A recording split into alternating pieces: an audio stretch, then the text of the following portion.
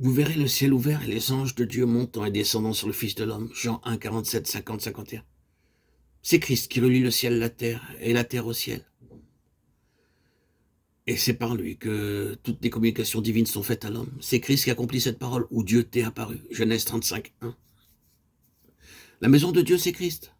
Et souvenons-nous que, tandis que cela est vrai de Christ personnellement, ce que nous devons voir comme étant la révélation du mystère, c'est que la maison de Dieu, c'est Christ exprimé corporativement dans l'Église qui est son corps. Et c'est dans le Christ corporatif, dans le corps dont il est la tête, que se trouve la révélation et la communication de Dieu.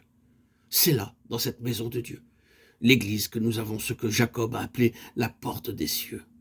L'Église est le Bethel de Dieu. Ainsi, tandis que nous reconnaissons que tout doit être vu premièrement de son côté céleste et comme venant des cieux en Christ, il nous faut voir cette autre chose, c'est que Jacob doit être mis de côté pour faire place à Israël. C'est-à-dire que tout ce qui est de l'homme doit être mis de côté pour ouvrir la voie à un ordre de choses divins dans la maison de Dieu. Jacob, en tant que Jacob, se heurte contre les choses divines, contre le droit de naissance. Oui, il est tout à fait vrai que dans la souveraineté de Dieu, Jacob a été choisi pour le droit d'aînesse. Mais aucune élection divine ne peut être regardée comme n'ayant qu'un seul aspect. Il y a toujours deux côtés aux décisions divines. L'un, c'est l'acte souverain du choix, l'autre, c'est la préparation de l'instrument élu, afin qu'il réponde à la tâche pour laquelle il a été choisi.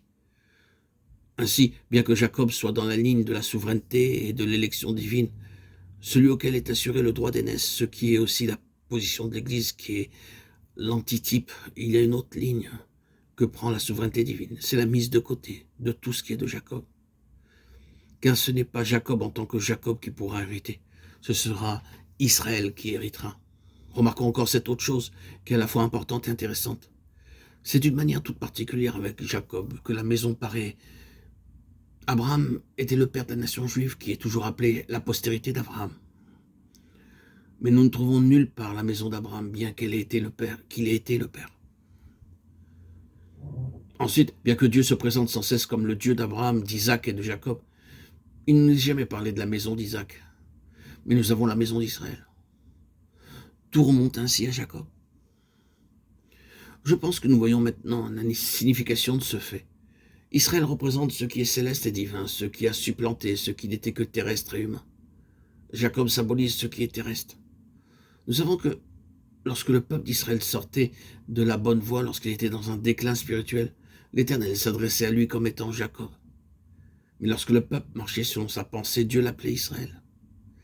C'est le côté céleste. De sorte que, et réellement, la maison de Dieu paraît, non pas avec Jacob en tant que Jacob, mais avec Israël. Le même homme, mais qui est maintenant du ciel, qui est maintenant, pour ainsi dire, l'homme céleste. Voici un Israélite dans lequel il n'y a point de fraude, point de Jacob. Je pense que c'était là un témoignage formidable rendu à Nathanaël. Tu verras de plus grandes choses que celles-ci. Vous verrez le ciel ouvert et les anges de Dieu montrant et descendant sur le Fils de l'homme. Jean 1, 47, 50, 57. Voici un véritable Israélite dans lequel il n'y a point de fraude, point de Jacob. C'est Christ qui relie le ciel à la terre et la terre au ciel, et c'est par lui que toutes les communications divines sont faites à l'homme. C'est Christ qui accomplit cette parole où Dieu t'est apparu. Genèse 35, 1. Je pense que c'était là un témoignage formidable rendu à Nathanaël. Oui, le Seigneur qui connaît toutes choses pouvait dire, celui-ci est un homme vraiment spirituel, un homme qui a une vision et un jugement et une appréciation spirituelle des choses. Il n'y a point de Jacob en lui, point de fraude. Je crois que c'est ce que le Seigneur a voulu exprimer. Je pense que tout cela est suffisant pour établir le principe. La maison de Dieu est ce qui demande la mise de côté de tout ce qui est selon l'homme et l'expression de ce qui est selon Dieu, de ce qui est céleste.